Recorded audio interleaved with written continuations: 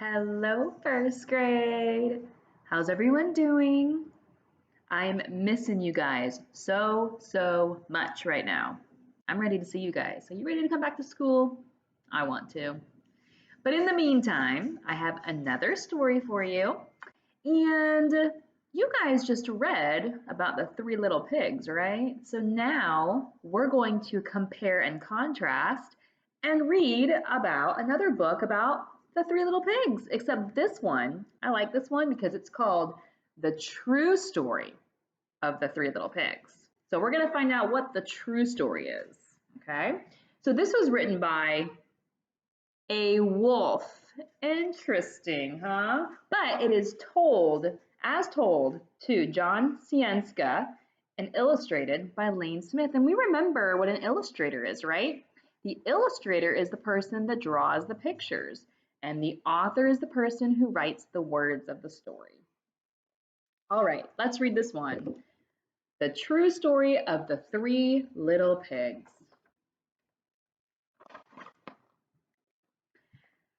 Everybody knows the story of the three little pigs, or at least they think they do.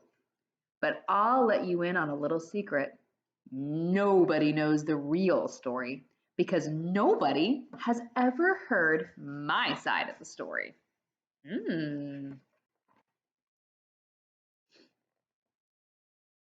I'm the wolf, Alexander T. Wolf. You can call me Al. I don't know how this whole big bad wolf thing got started, but it's all wrong. Maybe it's because of our diet. Hey, it's not my fault wolves eat cute little animals like bunnies and sheep and pigs. That's just the way we are. If cheeseburgers were cute, folks would probably think you were big and bad too. But like I was saying, the whole big bad wolf thing is all wrong. The real story is about a sneeze and a cup of sugar. Are your wheels turning like mine are? I'm wondering. This is the real story.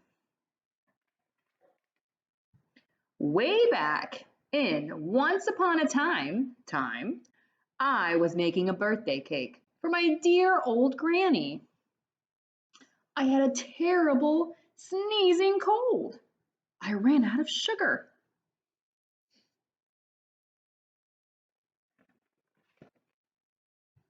So I walked down the street to ask my neighbor for a cup of sugar. Now, this neighbor was a pig, and he wasn't too bright either. He had built his whole house out of straw. Can you believe it? I mean, who in his right mind would build a house of straw? Thinking about all those steam makers that we have in first grade. So of course, the minute I knocked on the door, it fell right in. I didn't want to just walk into someone else's house, so I called, little pig, are you in? No answer. I was just about to go home without the cup of sugar for my dear old granny's birthday cake. That's when my nose started to itch. I felt a sneeze coming on. Well, I huffed and I snuffed. And I sneezed a great sneeze.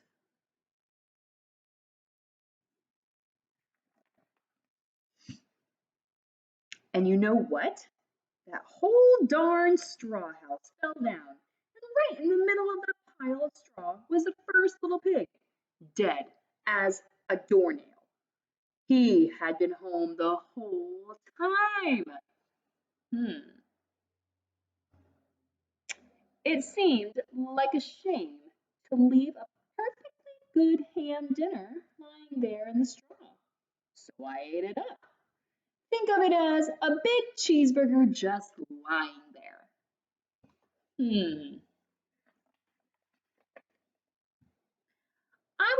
feeling a little better, but I still didn't have my cup of sugar. So I went to the next neighbor's house. This neighbor was the first little pig's brother. He was a little smarter, but not much. He had built his house of sticks.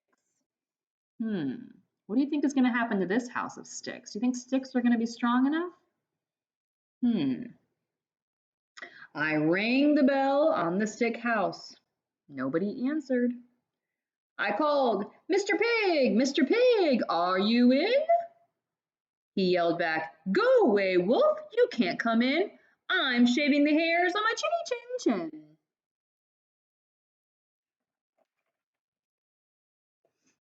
I had just grabbed the doorknob when I felt another sneeze coming on. I huffed and I snapped and I tried to cover my mouth, but I sneezed a great sneeze. And you're not going to believe it, but this guy's house fell down just like his brother's. When the dust cleared, there was the second little pig, dead as a doornail. Wolf's honor. So he's promising this is what happened. Now, you know how food will spoil if you just leave it out in the open. So I did the only thing there was to do. I had dinner again. Think of it as a second helping. I was getting awfully full, but my cold was feeling a little better. And I still didn't have that cup of sugar for my dear old granny's birthday cake. So I went to the next house. This guy was the first and second little pig's brother. He must have been the brains of the family. He had built his house of bricks. I knocked on the brick house. No answer. I called, Mr. Pig, Mr. Pig, are you in? And do you know what that rude little porker answered me with? Get out of here, Wolf. Don't bother me again.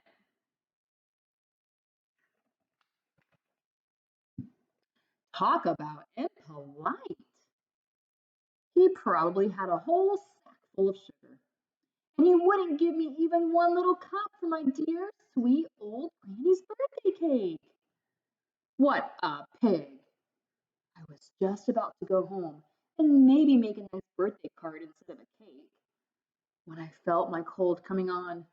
I huffed and I snuffed and I sneezed once again. Then the third little pig yelled, and your old granny can sit on a pin. Now, I'm usually a pretty calm fellow, but when somebody talks about my granny like that, I go a little crazy. When the cops drove up, of course I was trying to break down this pig's door, and the whole time I was huffing and puffing and sneezing and making a real scene.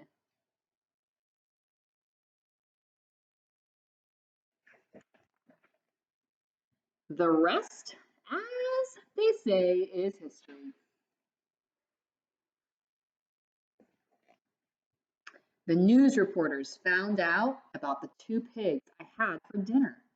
They figured a sick guy going to borrow a cup of sugar didn't sound very exciting.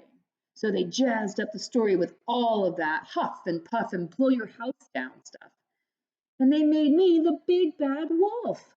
That's it, the real story. I was framed. But maybe you could loan me a cup of sugar? The end. What did you guys think of this? I love this book because I think it's so funny and it is interesting to hear how everyone has a different side of the story. I'm curious what you think. Do you think the real story is from the original Three Little Pigs, or do you think the wolf's telling the truth? You tell me what you think. I love the story. I hope you loved it too, and I hope to hear what your favorite part was. All right, friends, have a great week. Bye.